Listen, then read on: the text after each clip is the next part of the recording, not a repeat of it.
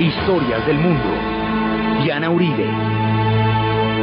Buenas, les invitamos a los oyentes de Caracol que quieran ponerse en contacto con los programas, llamar al 245-9706, 245-9706, o escribir al email diauribe@hotmail.com, diauribe@hotmail.com, o a la página web www.diana-uribe.com.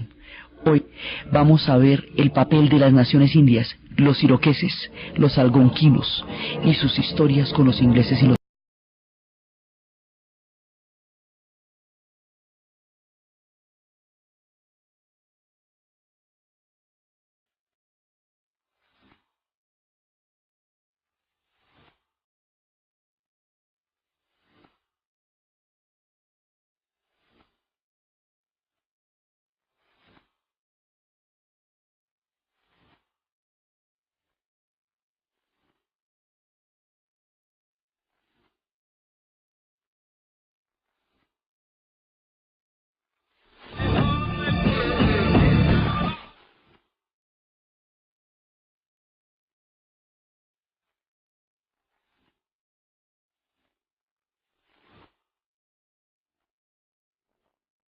La vez pasada estábamos viendo cómo se va formando el carácter anglo de la nación americana. Pero en este escenario, entre ingleses y franceses, están los originales, los pueblos que estaban allá desde el principio. Están las naciones indias. Y en este caso vamos a empezar con una federación de 5 naciones enormes que se llaman los iroqueses. Los iroqueses en realidad es una liga, se llaman así por la lengua. Es una familia lingüística, pero es una liga de 5 naciones que está conformada por los senecas, que son los hombres de la montaña, por los cayugas, que son los hombres de la orilla del agua, por los ondogas, que son los del clima de la colina, por los oneidas, que son los hombres de la piedra erguida, por los mohawks, que son los que comen hombres, los que se llamaban a sí mismos hombres del país del sílex. Esta liga se vuelve una confederación, y esta liga tiene toda una cosmovisión alrededor de la tortuga. Tienen una idea del mundo en el cual la tortuga fue la que creó, las tortugas para ellos sostienen el mundo. Y es a través de ellas que se da todo el soporte. Entonces ellos van creando toda una nación a partir de la manera como se conciben, como van concibiendo su cosmos. Tienen alrededor de los lagos, tienen toda una serie de historias, y cada uno de estos clanes tiene un tótem. La tortuga es el clan de todos, pero ellos fundamentalmente hay unos que son los del agua, hay otros que son los de la tortuga, y cada uno de ellos tiene un tótem fundamental. Ellos tienen los tótems del ciervo, tienen los tótems de los osos, tienen los tótems de todos estos espíritus que los van protegiendo a ellos y que van creando todo su mundo. Los iroqueses van a tener todo un alto territorio, y una parte de ellos importante se va a formar alrededor de los grandes lagos. Son varias familias, van varias de las federaciones, y van a estar arriba, alrededor de los grandes lagos, de los lagos del Erie, de los lagos del Ontario. Es allá, en esta parte gigantesca de los bosques, donde se van a unir ellos y van a formar una inmensa comunidad alrededor de los lagos, especialmente de los lagos de Ontario.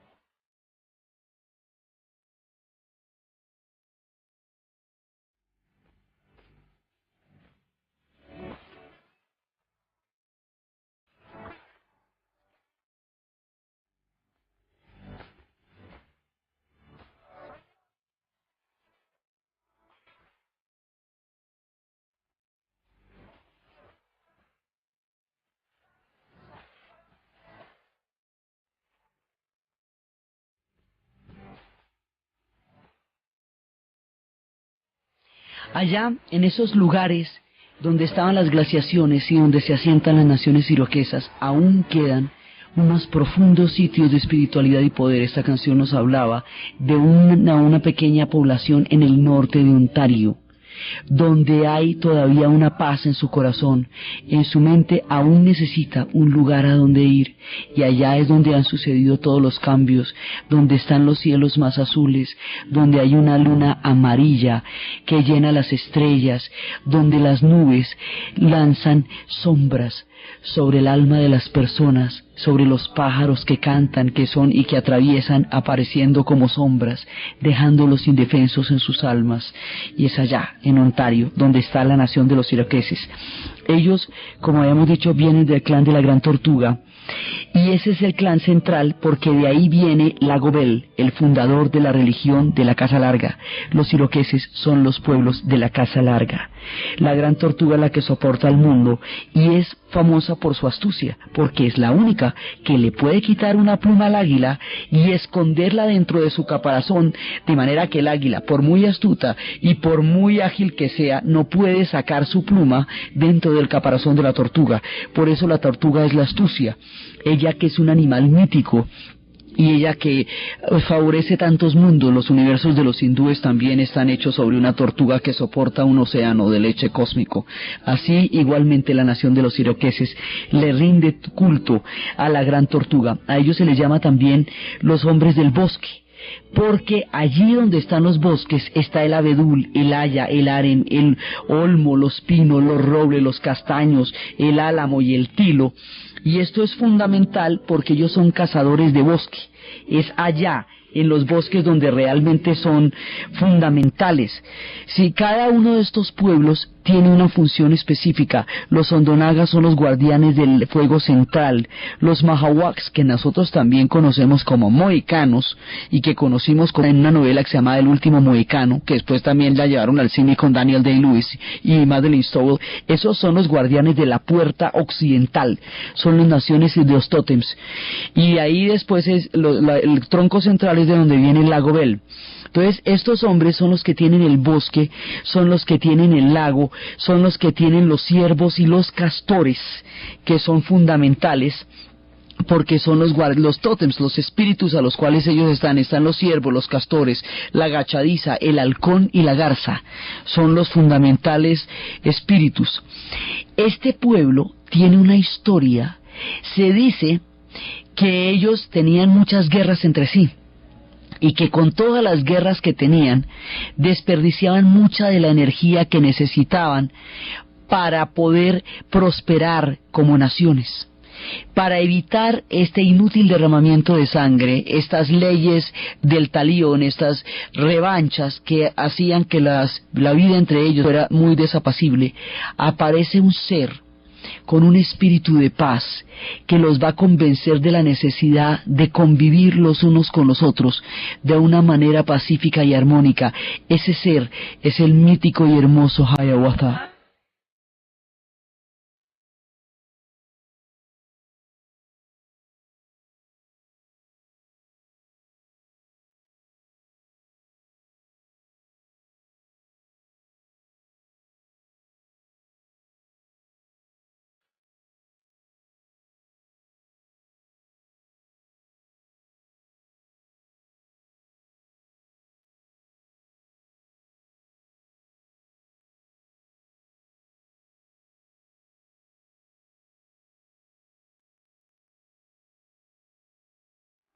Hiawatha convence a los hombres de la necesidad de vivir juntos.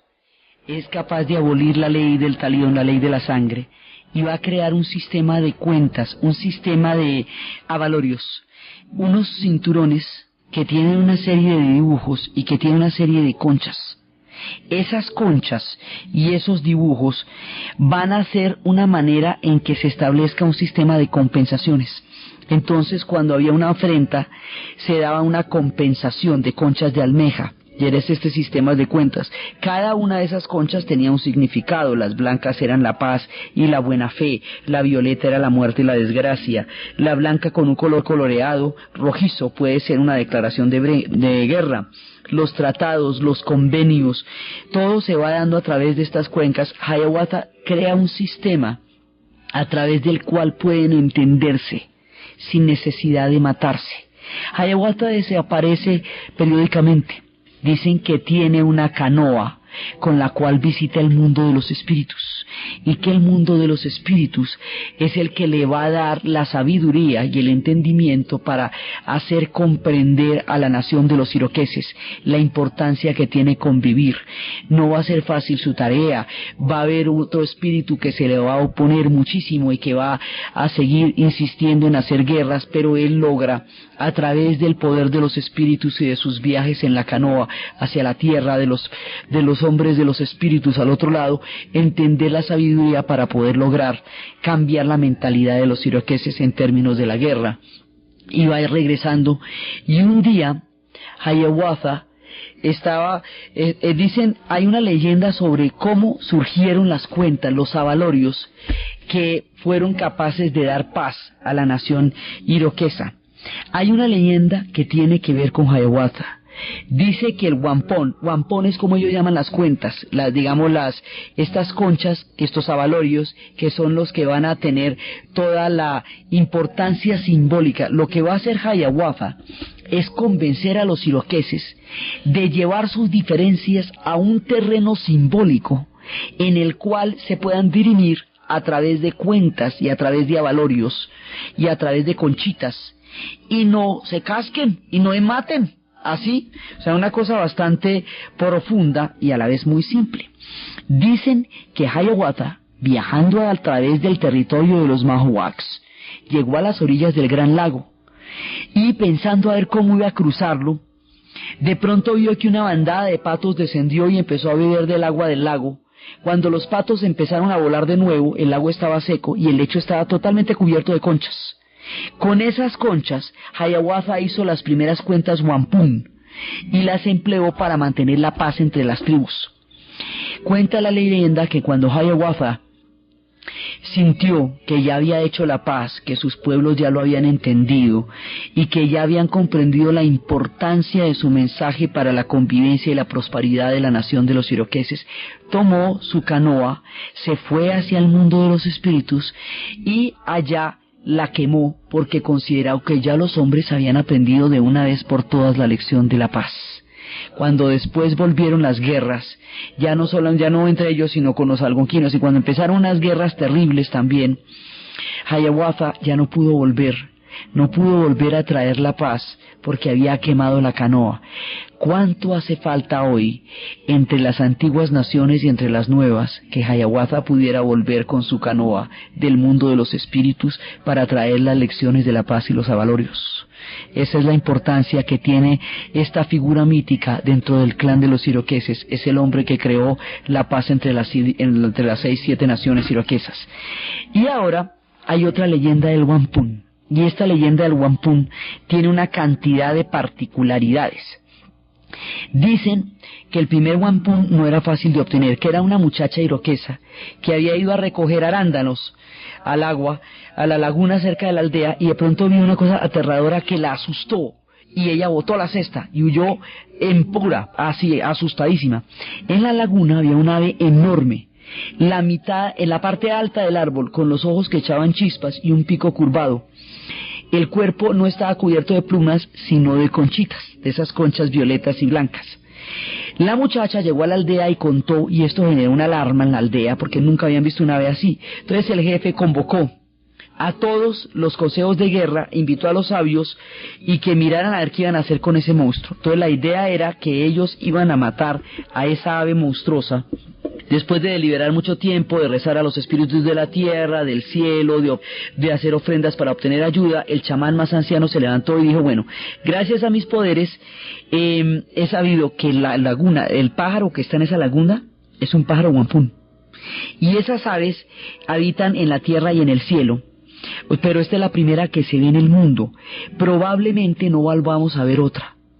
si podemos conseguir el wampum, o sea, las conchitas que cubren su cuerpo, vamos a tener muchas riquezas, prosperidad y buena suerte. Entonces dijeron, bueno, entonces hagámosle pues, vámonos para allá. Entonces se fueron y a no dejar escapar el ave, pero el ave era bravísima. Entonces cada vez que los guerreros se le acercaban, el ave les pegaba un picotazo o los arañaba. Y entonces los estaba hiriendo, no podían a matar al wampum. Entonces era una cosa muy complicada. Ellos pensaron que eso era mamey, mentiras. El wampum era blanco y tenía las alas violetas y le daba, y los guerreros se acercaban y el pájaro no se dejaba. Entonces el jefe, viendo que la cosa se estaba complicando, para seguir animándolos dijo, bueno, primero acuérdense de las riquezas y la prosperidad que trae matar un pájaro wampum, pero si no lo pueden, me dicho, si eso no les basta, les voy a dar un premio todavía más tremendo. El que mate el pájaro wampum se va a casar con mi hija. Y la hija de él era la mamacita de los iroqueses, era la más divina. Entonces ahí sí quedaron más animados los guerreros, y hágale. Pero las masas no servían, no se podían acercar, las flechas no parecían tener ningún tipo de efecto. Todo el mundo quería ver a la hija, a la muchacha más bonita, pero nada. Entonces seguían otra vez, nada, una y otra vez. De pronto, los guerreros escucharon algo que venía del bosque. Se quedaron callados a ver qué pasaba, pero de todas maneras con una actitud de alerta, empuñando las masas, y de pronto apareció un tipo, un guerrero. ¿Usted quién es? Yo soy un Delaware, dijo con orgullo. Mi aldea queda por acá. Un Delaware, esos pertenecían a una de las ligas de las cuales esta gente era enemiga. Y entonces dice, ¿cómo así? ¿Y qué? Si no, es que yo sé que ustedes están tratando de matar a un wampum y yo lo puedo cazar. Y si ven, miren a este, nosotros aquí todos tratando de darnos contra el pájaro, y este llega aquí, aparece en la mitad del bosque, y que sí que él sí puede. No, matémosle. Entonces no, el jefe dijo, un momentico, escuchémoslo. ¿Qué tal que pueda? Hagámosle el intento. Si el hombre no puede, pues lo matamos. Pero ¿y qué tal que pueda? Entonces, efectivamente, este guerrero Delaware, entre otras cosas, cada uno de estos nombres muchas veces van a dar lugar a los estados. Hay un estado que se llama así por ellos, por los Delaware. Este hombre Delaware va a lanzar una flecha tan certera que le va a dar al pájaro wampum entre los dos ojos. Inmediatamente el pájaro se desploma y empiezan a caer cascadas y cascadas y cascadas de cuencas, y se va llenando eso de cuencas, de conchitas, pero llenando. Esto era como un río de cuencas que van cayendo de las alas del pájaro wampum cuando va a quedar herido y cuando muere inmediatamente después de la cacería del hombre Delaware. El jefe de la tribu le toca de todas maneras casar a su hija con el Delaware, porque esa era la palabra. Desde entonces los dejaron de ser enemigos los iroqueses y los Delaware, porque se encontraron a través del pájaro wampum. Y ahí el pájaro wampum empieza a hacer el primer milagro, que es crear una amistad entre los iroqueses y los Delaware. Y de ahí en adelante estas conchas van a guardar ese contenido simbólico que Hiawatha les enseñó a ver a manera de compensación, y de esa forma ellos aprendieron a relacionarse de una manera distinta al cobro de la sangre y al cobro del ojo por ojo y diente por diente, lo que trajo efectivamente, por el poder espiritual de las compensaciones, inmensa riqueza y fortuna a la nación de los iroqueses, tal como decía la leyenda de quien pudiera cazar un pájaro wampum.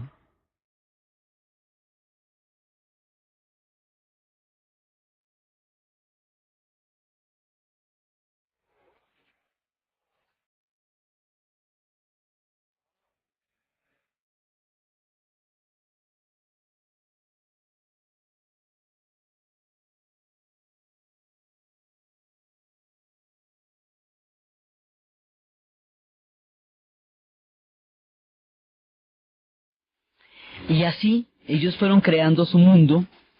Tenían diferentes sociedades. Tenían una sociedad que era la sociedad de las caras falsas. Eran máscaras que se hacían para adoptar los espíritus que ellas representaban. y era, por un lado, una posesión de los espíritus a través de la máscara, y por otro lado era una manera para atraparlos y poder adivinar, para las artes adivinatorias y también para atrapar los sueños. Estas redes con esas plumas que cuelgan, que son atrapasueños, también van a estar presentes en muchas naciones indias, porque los sueños se enredan ahí, y las máscaras también los hacen entrar en el mundo de los espíritus. Estas máscaras las tallaban los hombres. Las mujeres tallaban unas máscaras del maíz, y esas eran de habichuelas y de calabaza. Esas máscaras eran para limpiar las lágrimas al despedirse de los difuntos. Cuando la gente moría había que limpiar la lágrima, y eran las máscaras de la calabaza. Estas naciones de los iroqueses tenían una nación que eran sus permanentes y eternos enemigos. Nunca se sabe quién de los dos habitó primero los grandes lagos, si fueron los unos o si fueron los otros, si llegaron los iroqueses donde estaban los algonquinos o al revés. Pero el asunto es que las naciones que eran sus principales enemigos eran los algonquinos. Y los algonquinos también, esto es una nación lingüística, ellos están al lado del lago Hurón, del San Lorenzo, están al este de Montreal, en Ottawa, eran pescadores. Ellos van a ser fieles aliados de los franceses, desde que Champlain, en 1603, se encuentra con ellos. Toda la vida van a estar del lado de los franceses. Entonces, aquí empieza nuestro lío. En alguna ocasión, hubo una de esas permanentes peleas que había entre los iroqueses y los algonquinos. Y en ese momento Champlain, como los algonquinos le habían dado la mano, habían estado con él, lo habían ayudado, porque es que básicamente los franceses son exploradores, son hombres que van a vender pieles y a comprar pieles, son tramperos. También hay unos que van a ser franciscanos, pero fundamentalmente son tramperos. Entonces, y son aventureros, digamos, es distinto de las colonias que estábamos viendo, protestantes que vienen de Inglaterra. Estos más bien son los aventureros y tramperos que están mirando todo este inmenso panorama. Los franceses, recordemos, habían hecho una barrera, que era toda la barrera del Mississippi. Entonces, fundamentalmente, ellos van a estar allá, y en ese momento, cuando se presenta una de esas escaramuzas, este hombre pues le parece natural apoyar a los algonquinos, que son sus amigos. Resulta que los organizó, y en esa ocasión los algonquinos, al mando de Champlain, digamos Champlain apoyándolos, por primera vez derrotaron a los iroqueses y los hicieron retirarse. Los iroqueses se sintieron humillados, sintieron que esto era una ofensa terrible. Nunca le perdonaron eso a los franceses, y por eso, cuando los ingleses asoman las narices por la zona, los iroqueses se van a volver inmediatamente amigos de los ingleses, porque los ingleses están en guerra contra los franceses, y los franceses son los del combo que apoya a los algonquinos. Entonces, aquí, cada una de las naciones indias se va a alinear. Los algonquinos también tienen su mundo, dentro de ellos las mujeres tenían una importancia grandísima porque era prácticamente un matriarcado. Ellos eran cazadores, y en un momento dado las mujeres eran las que nombraban los consejos y podían llegar a reemplazar a alguien. Ellas tenían un papel preponderante dentro de las decisiones del gobierno. Ellos también tienen la gran tortuga, y ellos hablan de una condición para partir. Tenían una característica muy particular que Champlain hablaba de los ritos de los hurones, que son parte de esta familia, que decía que en las fiestas de los muertos, cada 10 años o cada 12 años, ellos llegaban, cogían los ataúdes de corteza, los colocaban sobre una plataforma más o menos a 3 metros del suelo, y luego separaban las carnes de los huesos. La carne se quemaba, los huesos los lavaban, los envolvían en una piel de castor y los transportaban al pueblo donde tenían las ceremonias. Allá, después de un festín y de danzas, los huesos se arrojaban a una fosa y se hacía una gran mezcla anónima. Entonces, para ellos, esa mezcla era la condición para que las almas de los difuntos pudieran partir por la Vía Láctea, al reino de los muertos, donde los hombres y las mujeres podían volver a hacer sus actividades normales de la caza, la pesca y la agricultura, que era de lo que ellos fundamentalmente vivían. Eran labradores y eran un sitio donde había casas de presa y era donde las mujeres tenían los campos y los hombres cazaban los animales y tenían también toda su forma de vida, toda su forma de las naciones, y ellos tenían lo suyo. Bueno, resulta que este combo de los algonquinos se va a convertir en el aliado incondicional de los franceses y los franceses les van a dar armas. Cuando los franceses les den armas de fuego a los algonquinos, esto se va a hacer una cosa muy complicada, se va a hacer una pesadilla ahí, porque ya cuando se meten las armas de fuego, pues se va a volver una cosa impresionante.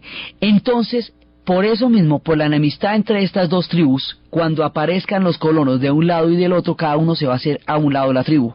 Los franceses del lado de los algonquinos por su vieja amistad con Champlain, y los ingleses del lado de los iroqueses.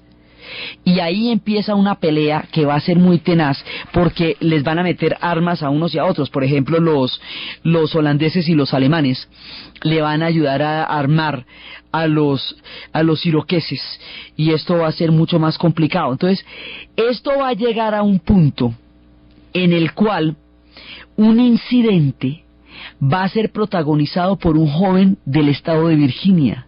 En esa época era un pollo. Era un pelado jovencito y protagonizó un incidente en el cual él, que se llamaba George Washington, después celebradísimo hasta en los billetes de $1, ¿sí? Este personaje va a entrar en un conflicto, hubo un conflicto, y los iroqueses, o sea, un conflicto con los franceses y con los algonquinos, pero con los franceses. Y entonces él intervino y atacaron los iroqueses. Los iroqueses no entendieron muy bien el tema de que los franceses ya se habían rendido y los mataron igual, porque estos eran los hombres del bosque y de la caza larga, y eran ferocísimos guerreros, y tenían unas brigadas por entre los bosques durísimas, y esa alianza de los ingleses y de los americanos, de las colonias anglos, con los iroqueses va a ser fuertísima, porque ellos van a tener toda la barrera de los bosques, y tienen unas brigadas como unos comandos en los bosques, peleaban con una astucia y eran dueños de los árboles, o sea, ellos conocían la sabiduría del árbol, y en los bosques eran unos duros. Entonces, ahí van a matar a los franceses, y esto va a dar lugar a una guerra tenaz, una guerra que va a durar 7 años, una guerra que la llaman verdaderamente la Primera Guerra Mundial, porque esa guerra se dio a la altura de los territorios americanos entre franceses e ingleses. Esa guerra se dio a la altura de las islas de las Antillas, que la habían tenido los franceses. Se va a dar en la India y en Oriente, porque los franceses están empezando a tomar la Indochina. Se está dando por todos lados, y va a ser una guerra devastadora. Los franceses habían disputado las Antillas. Cuando nosotros estuvimos en los relatos de las Antillas, habíamos visto cómo, una vez que España tuviera el continente, Inglaterra y Francia se van a meter por las orillas y empiezan a crear estos atracaderos, estas historias de piratas, para coger los galeones que iban a ultramar, y de esa manera apoderarse del oro. Entonces las Antillas se van a volver lugares importantísimos por todo ese teatro de la guerra con España, y como ya Cuba y la Dominicana están de parte de España, entonces tomadas por España, entonces esta gente se va a meter por las Antillas Menores. Los ingleses se van a meter por Jamaica, pero los franceses se van a meter por Martinica y por Guadalupe, las islas de las Antillas Menores. En esta guerra que estamos hablando de los 7 años, los ingleses alcanzan a tomar las islas de las Antillas Menores, que los franceses ya tenían en su poder. Y hay un momento en que esta guerra se va complicando, se va haciendo más y más difícil, y es una guerra de unas proporciones gigantescas, y va a definir en últimas el destino de esa nación. Entonces, cuando esta guerra se va complicando, hay un momento en que los ingleses van a hacer una maniobra de una astucia impresionante. Se van a meter por un acantilado, van a subir un risco y van a subir los cañones por medio de cuerdas. Y cuando acuerdan los franceses, los tienen rodeados y se van a tomar un lugar que se llama Quebec.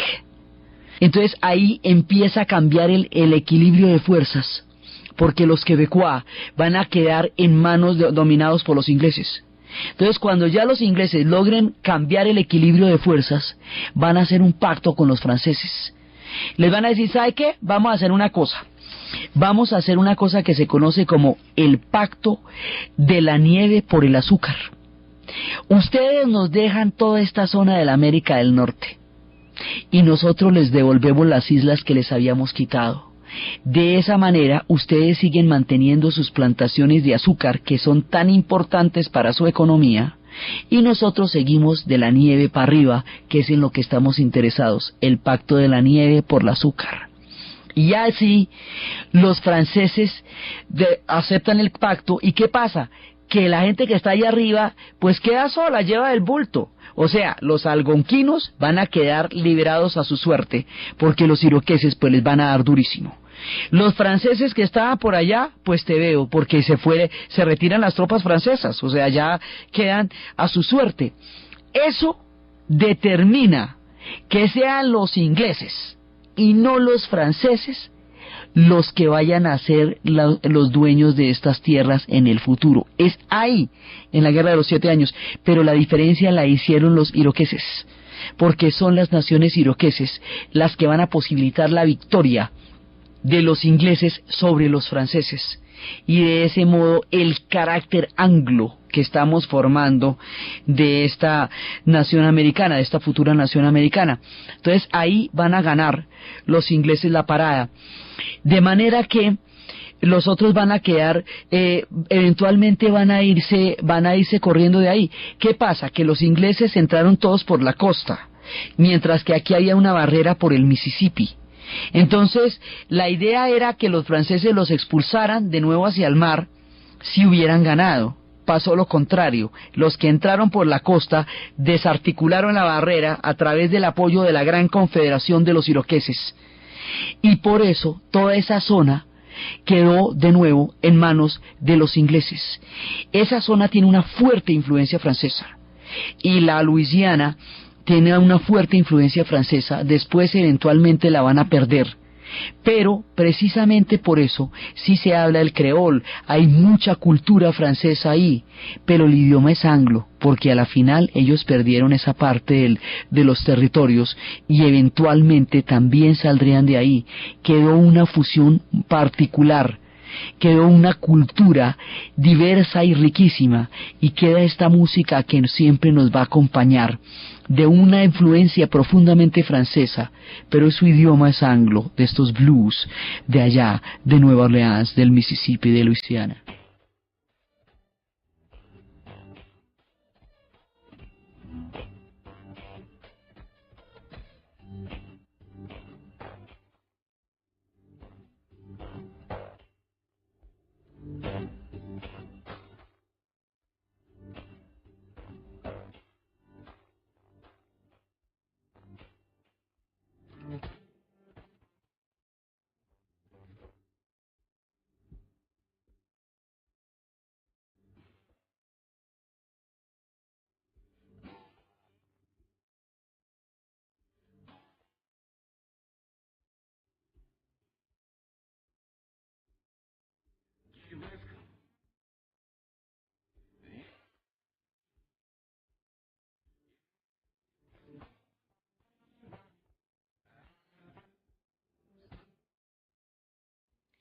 Así, aquí va a pasar una cosa de una altísima complejidad, y es la siguiente.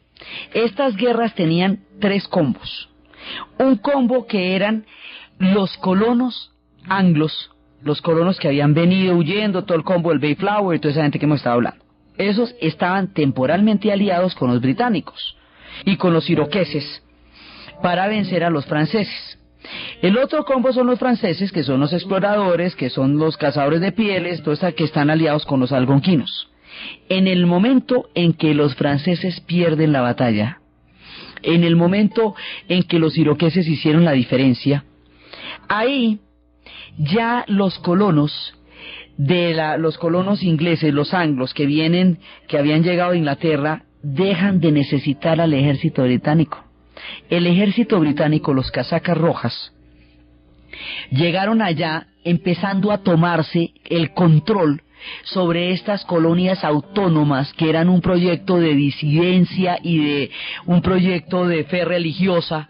Entonces empezaron a tomarse esas colonias, y en esta alianza estratégica valía, sí, porque lo necesitábamos todas las fuerzas para poder derrotar a los franceses. Pero derrotados a los franceses, ya quién ronda, ya cuál es el problema. Los ingleses, es decir, los británicos, van a mantener una alianza con los iroqueses, una alianza hasta el final. Tanto así, tanto, que cuando se libre la guerra de independencia contra los ingleses, para dar origen a la nación americana, los iroqueses van a pelear del lado de los ingleses hasta el final, lo que va a hacer que eventualmente, cuando nazca la nación que se va a producir de esta independencia, los iroqueses estén condenados, ese va a ser su fin. Entonces ellos se van a independizar en 1776, y para 1779 ya las naciones iroquesas han perdido la batalla por los territorios donde les había enseñado la paz Hiawatha. Los algonquinos también van a salir chamuscados, porque los franceses van a perder, y por lo tanto los algonquinos van a quedar allá también a su suerte. Entonces aquí empieza a pasar una cosa muy particular. Los británicos están intentando tomarse el control de las colonias y los quieren poner a pagar impuestos, porque al fin y al cabo ellos fueron los que empezaron esa guerra en ese incidente que te conté. Entonces dice, bueno, pero pague impuestos. Dice, no, pero un momentico, usted me va a venir a pedir impuestos, usted me va a venir a imponer leyes, vendí la lora por no cargarla, ¿cómo le parece? Pero no ve que yo me vine de Inglaterra huyendo de ustedes, que para abrirme del parche, que para que no me la monten, que para que yo pueda hacer aquí lo que yo quiera y vivir de acuerdo con mi fe, y ahora viene usted de ultramar y me la monta, que es que le pague impuestos. Pues no. Pues me da mucha pena, pero yo le voy a decir una cosita: sin representación no hay impuestos. Porque usted viene acá, me cobra impuestos a mí, pero no me va a dar representación en Inglaterra, entonces ¿qué? ¿Ahí cómo le vamos a hacer? No, señor.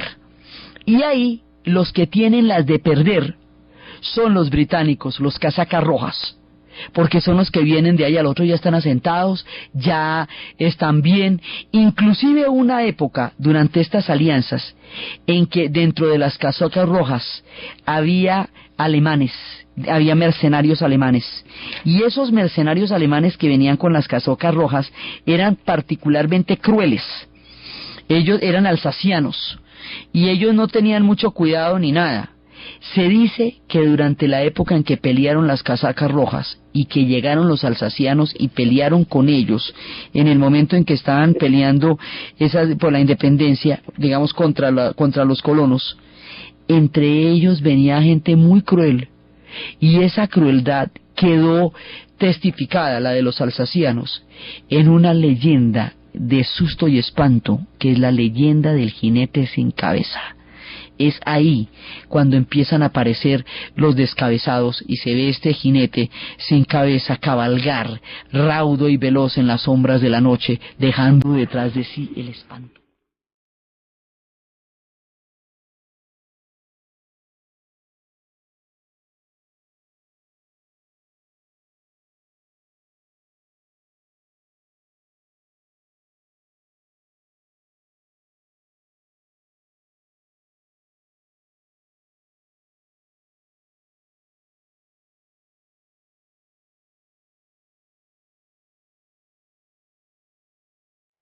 Eso va a ser ya en los tiempos de la guerra de independencia. Entonces, ¿cómo es que se da la independencia?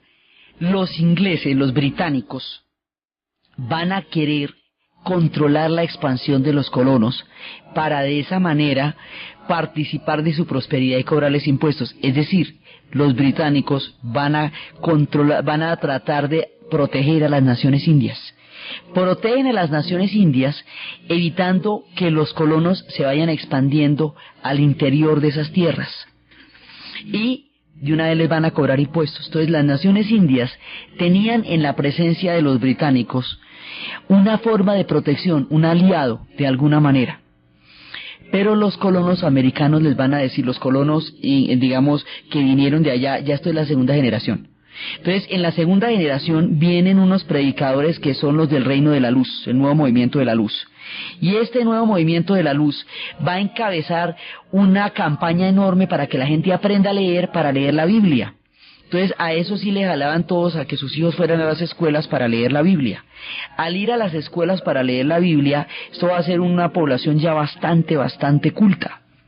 Entonces, la bronca contra los impuestos, el grado de autonomía que estas colonias tienen porque son proyectos independientes, va a ser una cosa diferente a la que sucedió acá, a la que sucede en el sur, porque son proyectos independientes.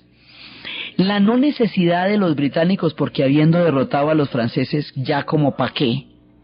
Todo eso va a hacer que la independencia americana esté a las puertas de este proceso. O sea, el resultado final de aquí es la independencia. Lo que pasa es que aquí va a haber una diferencia fundamental.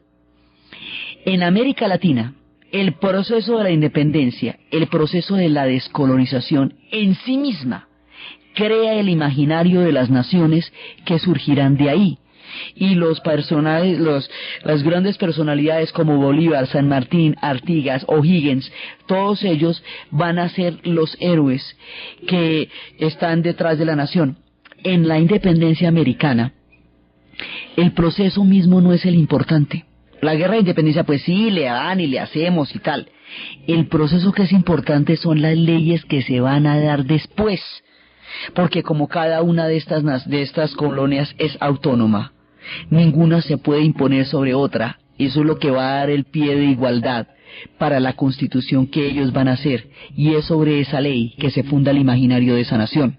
El nuestro se funda sobre la descolonización, el de ellos se funda sobre la ley. Ahora, acuérdense que en las colonias españolas, cualquier rebelión contra el rey era imposible. Si no, pregúntele a Aguirre, ¿cómo le fue rebelándose contra la corona, Aguirre o la ira de Dios? Allá no, ellos no son dependientes de una corona omnipresente y omnipotente como era el Imperio Español en América del Sur, sino que allá son naciones independientes, son colonias que cada una se ha fundado de manera autónoma. Como cada una de esas colonias se ha fundado de manera autónoma, cada una tiene experiencia en el gobierno y en la creación de sus propias leyes. Por eso es que ellos eventualmente van a ser un país federal. Entonces, porque naturalmente lo son, o sea, su proceso es distinto. La misma naturaleza de cómo se fueron asentando ellos en esas zonas tiene un carácter diferente a la que tiene al sur. Entonces el resultado de nación es un resultado diferente porque es otro tipo de planteamiento, el de la fe religiosa que se estaba haciendo allá con el del imperio que se estaba haciendo acá, así. Entonces van a crear una nación completamente independiente. Al derrotar a los franceses, la lengua que va a predominar es el inglés, van a ser anglos. Al ser proyectos religiosos y al haberse independizado profundamente con un movimiento bíblico que es para leer la Biblia y todo, van a ser protestantes. Como vienen un compuesto también de otras naciones de los mismos troncos históricos, como los holandeses y los hermanos, van a ser sajones también, pueblos sajones. Entonces van a ser, y son en general blancos. Entonces van a ser blancos, anglos, sajones, protestantes. Eso tiene una sigla. Más adelante esta gente se va a dividir en siglas. Y esas siglas se llaman WASP. White, Anglo, Saxon, Protestant. Blanco, anglo, sajón, protestante. Ellos van a clasificar a todos los diferentes pueblos que van a vivir allá según siglas. Eso va a tener su manerita. Pero todas estas historias hablan de por qué esa es una nación anglo y por qué los franceses perdieron la batalla. Aquí nos encontramos con los primeros pueblos que se van a enfrentar a ellos. Después vamos a ver el proceso de independencia. Y el proceso de independencia es el que va a mezclar la Carta Magna, que era la historia, o sea, la pura tradición inglesa del Parlamento, que es, digamos, de donde ellos vienen, con la igualdad de estas colonias que están en condiciones perfectamente equitativas unas de las otras, con la fe protestante y con la lectura de la Biblia. Y todo eso va a dar lugar al nacimiento de una nueva nación, que son estados, cada uno de esos son estados. y esos estados pues se van a unir, por eso se va a llamar Estados Unidos, porque son estados que se unen. Entonces, la historia de cómo se va a dar eso, la historia de cuál es la idea que hay detrás, de quiénes son los personajes que vamos a mostrar en esta historia y que son los que van a construir el imaginario de lo que va a ser esta futura nación, es lo que vamos a ver en el siguiente programa. Mientras tanto, dejamos a los algonquinos y a los iroqueses allá en el lago Ontario en condiciones muy difíciles, porque este proyecto que van a hacer aquí es un proyecto que eventualmente va a ser incompatible con las naciones indias. Así que los primeros enfrentamientos los vimos acá. Ya después habrá un destino manifiesto y eventualmente estas guerras van a ser muy duras. Esta es apenas el principio. Está naciendo un mundo y está empezando la muerte de otro. Son todas las condiciones que se van a dar alrededor de estas inmensas tierras. Los ingleses se van a ir todos para el Canadá. Unos se vuelven para su casa y otros se van para el Canadá. Y allá cambia la correlación de fuerza con los franceses, y los franceses empiezan a ser una minoría importante pero bajo el dominio inglés, lo que genera profundas divisiones en lo que hoy es el Canadá. Y así queda planteada la historia para entrar al momento de la independencia y seguir contando la formación de un país y la historia de los pueblos que habitaban los castores y los bosques y las praderas, y todas estas historias que se van dando en el encuentro de estos dos proyectos. Entonces, desde los espacios de la tortuga que soporta el mundo, desde los espacios de los clanes que tienen el tótem del oso y del castor, desde las naciones iraquesas, desde los que guardan los bosques y la línea central, desde las naciones algonquinas, desde los pueblos del Wampum, desde las ceremonias y las enseñanzas sabias de Hiawatha, desde los tramperos franceses, desde las orillas del Ontario, desde la llegada de los casacas rojas y desde la fe religiosa de los peregrinos que ahora se van convirtiendo en una nación, en la narración de Ana Uribe, en la producción de Ernesto Díaz. Y para ustedes, feliz fin de semana.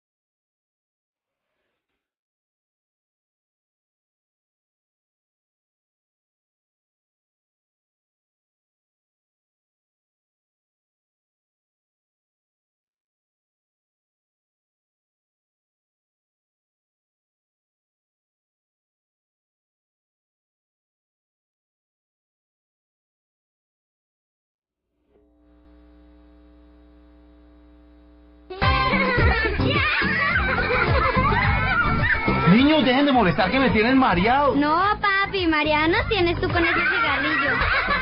Porque tú tienes tu espacio, respeta el de los demás, no dañes a los que amas, el humo es solo tuyo. Un mensaje de Caracol Social. Hora de llegar muy alto con Bancolombia. ¿Qué tan alto quieres llegar? 10:59 minutos. Mientras encuentras tu canción favorita, con la otra mano puedes ir al banco. Bancolombia trae al país un nuevo servicio, Banca Móvil Bancolombia, para hacer operaciones bancarias desde tu celular. Registrarse es gratis, pero aprovecha que es por poco tiempo. Hazlo llamando a tu operador desde tu celular o desde el menú de tu SIM. Podrás realizar transferencias entre cuentas Bancolombia, recargas, pago de facturas de tu celular, saldos y mucho más. Y llévate el banco a donde quieras. Bancolombia, ¿qué tan alto quieres llegar? Inicialmente para operadores Comcel y Tigo, vigilado Superintendencia Financiera de Colombia. Sacerdote, violinista consagrado, músico y compositor, creador de Las Cuatro Estaciones.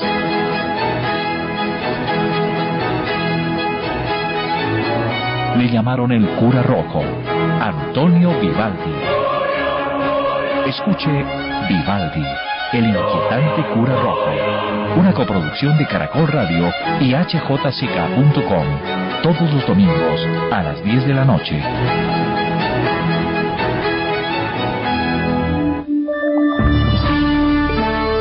Caracol Radio. Historias del mundo. Diana Uribe.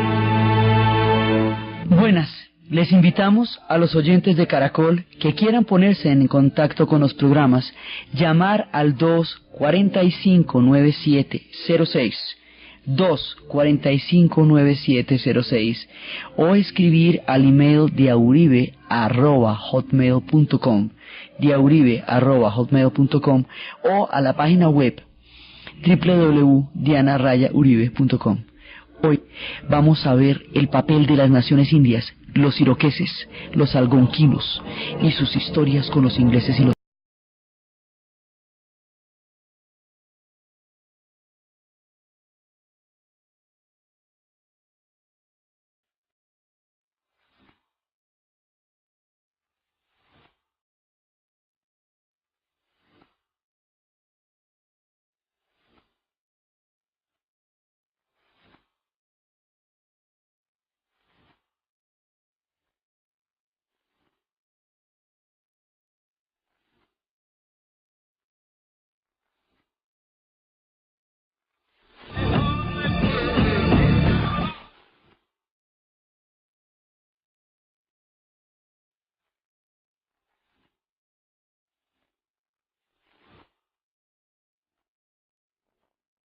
La vez pasada estábamos viendo cómo se va formando el carácter anglo de la nación americana.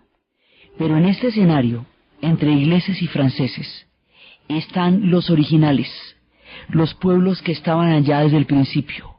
Están las naciones indias. Y en este caso vamos a empezar con una federación de 5 naciones enormes que se llaman los iroqueses. Los iroqueses en realidad es una liga, se llaman así por la lengua. Es una familia lingüística, pero es una liga de 5 naciones que está conformada por los senecas, que son los hombres de la montaña, por los cayugas, que son los hombres de la orilla del agua, por los ondogas, que son los del clima de la colina, por los oneidas, que son los hombres de la piedra erguida, por los mohawks, que son los que comen hombres, los que se llamaban a sí mismos hombres del país del sílex. Esta liga se vuelve una confederación, y esta liga tiene toda una cosmovisión alrededor de la tortuga. Tienen una idea del mundo en el cual la tortuga fue la que creó, las tortugas para ellos sostienen el mundo, y es a través de ellas que se da todo el soporte. Entonces ellos van creando toda una nación a partir de la manera como se conciben, como van concibiendo su cosmos. Tienen alrededor de los lagos, tienen toda una serie de historias, y cada uno de estos clanes tiene un tótem. La tortuga es el clan de todos, pero ellos fundamentalmente, hay unos que son los del agua, hay otros que son los de la tortuga, nación de los iroqueses. Ellos, como habíamos dicho, vienen del clan de la gran tortuga, y ese es el clan central porque de ahí viene Lagobel, el fundador de la religión de la Casa Larga. Los iroqueses son los pueblos de la Casa Larga. La gran tortuga es la que soporta al mundo y es famosa por su astucia, porque es la única que le puede quitar una pluma al águila y esconderla dentro de su caparazón, de manera que el águila, por muy astuta y por muy ágil que sea, no puede sacar su pluma dentro del caparazón de la tortuga. Por eso la tortuga es la astucia. Ella, que es un animal mítico, y ella que favorece tantos mundos. Los universos de los hindúes también están hechos sobre una tortuga que soporta un océano de leche cósmico. Así, igualmente, la nación de los iroqueses le rinde culto a la gran tortuga. A ellos se les llama también los hombres del bosque, porque allí donde están los bosques está el abedul, el haya, el aren, el olmo, los pinos, los robles, los castaños, el álamo y el tilo. Y esto es fundamental porque ellos son cazadores de bosque. Es allá en los bosques donde realmente son fundamentales. Si cada uno de estos pueblos tiene una función específica, los Ondonagas son los guardianes del fuego central, los Mahawaks, que nosotros también conocemos como mohicanos, y que conocimos en una novela que se llama El último mohicano, que después también la llevaron al cine con Daniel Day-Lewis y Madeleine Stowe, esos son los guardianes de la puerta occidental, son las naciones de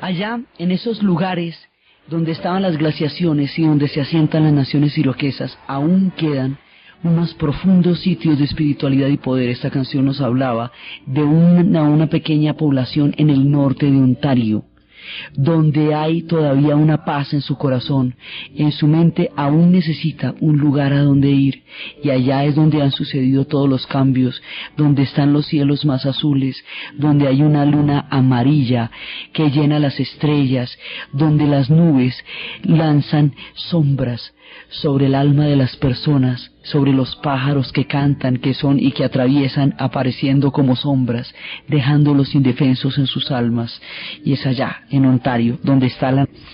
Y cada uno de ellos tiene un tótem fundamental. Ellos tienen los tótems del ciervo, tienen los tótems de los osos, tienen los tótems de todos estos espíritus que los van protegiendo a ellos y que van creando todo su mundo. Los iroqueses van a tener todo un alto territorio y una parte de ellos importante se va a formar alrededor de los grandes lagos.